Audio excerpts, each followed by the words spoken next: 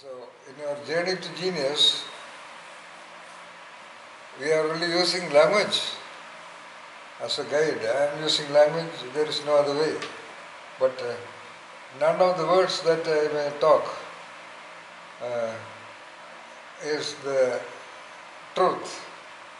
The truth is whatever is named by every word. It takes a little time of practice, rigorous practice, to quickly bypass the influence of the words trained in us since childhood and to locate that which is named by the word.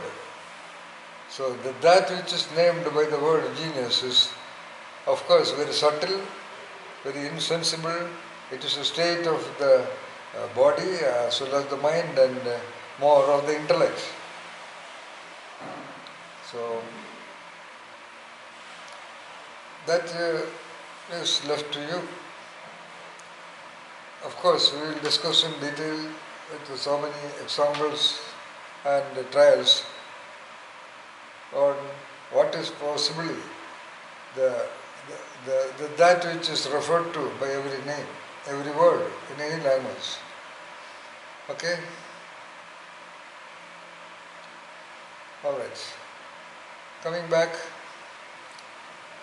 today's topic is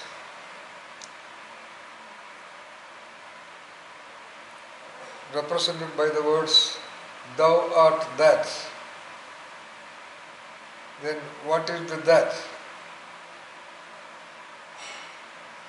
So "Thou art that" is perhaps known to all of you.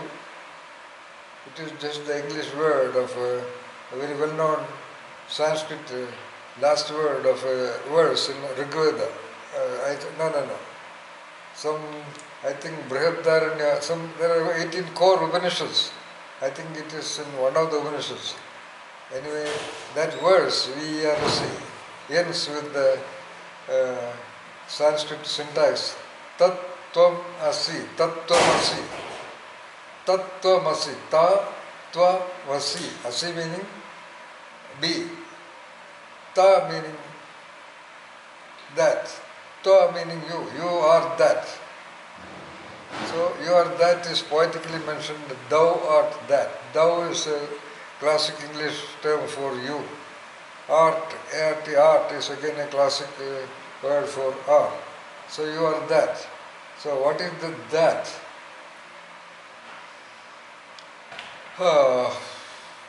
Somebody would say, I am that. There is a great mystic in Maharashtra, Pune, by name Meher Baba. Heard of him, Naveen?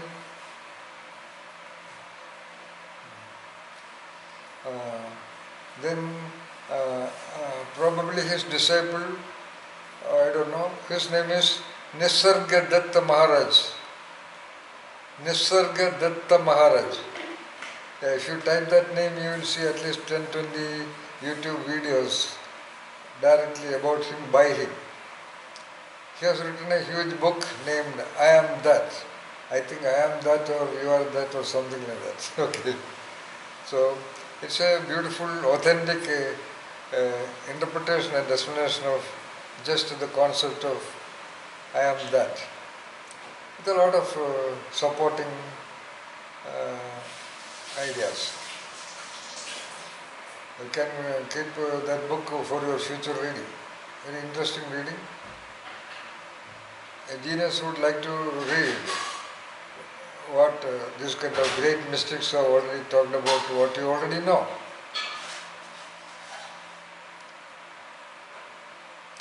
They are all talking, including the Upanishads and most other mystics. As far as I know, I have covered almost all so-called great mystics. They are all explaining you are that in a very subtle, very spiritual sense. And as I understand, reading that will be definitely a great experience for our conceptualization, our reflection, our thought process, and for the general exercising of our intellect, no doubt about that. But The base, I think, most of the time not mentioned in any of these books. Osho also has written a lot about thou art that. Chinmayanandan also, Vivekananda also talks about that, Ramana Maharshi talks about that, J. Krishnamurti talked about that, a guy called Paul Brandon in England, he also talked about that. And he talked about that and he gave a name to that. Over self, Overself. Paul Brandon, Naveen. Paul Brandon. Alright. They are all very subtle sky level concepts. But I would like to talk about the foundation, rather the scaffolding. With the discussion on cell and cell membrane, I suppose all of you got a real referend, a clear perception about whatever is named scaffolding. SCAFFOLDING. Alright? The scaffolding of that is, according to me, or I am sure nobody will dispute it also, especially the autonomic nervous system. Definitely the brain is behind that. But whatever the brain processes as data or signals or electrical signals, brain just cannot directly manifest it into any action, any doing, other than the switches on off, neurons on off, switches firing in its network. Action happens through the work of autonomic nervous system. So everyone must understand autonomic nervous system. In the schools and colleges, I don't think it is that much explained, except in medical schools, of course. Our Vinay must have definitely mastered it, but for the other people, every one of you must get a diagram and even purchase a map of autonomic nervous system and hang it on the wall, and every day try to look at it and translate whatever is seen in the chart, projecting attention into one's own autonomic nervous system. Of course, it is easy to see what is printed in a chart, but you cannot sense the nerves and the entire system.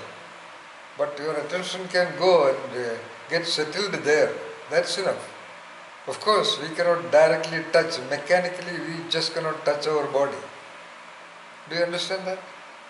We just cannot touch our body mechanically. Even when we touch our one hand with the other hand, the sensations are carried into the brain, and that certain legend is getting a feel that you touched it. That's all. Other than that, what is touch? So, it is just an illusion, supported by physical evidence of seeing that your hand is touching. Anyway, when that is the case, you may not be able to directly sense the ganglions or the bundles of sub-transmitters of the autonomic nervous system.